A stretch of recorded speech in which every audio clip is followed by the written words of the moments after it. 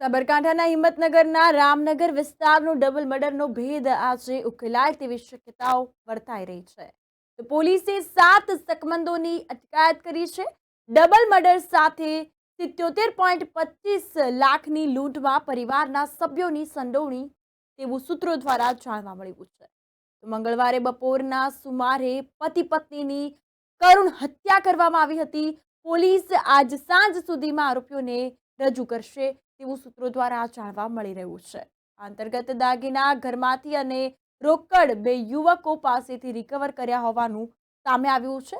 તો હજુ પણ અનેક ભેદ ઉકેલાય તેવી શક્યતાઓ વર્તાઈ રહી છે.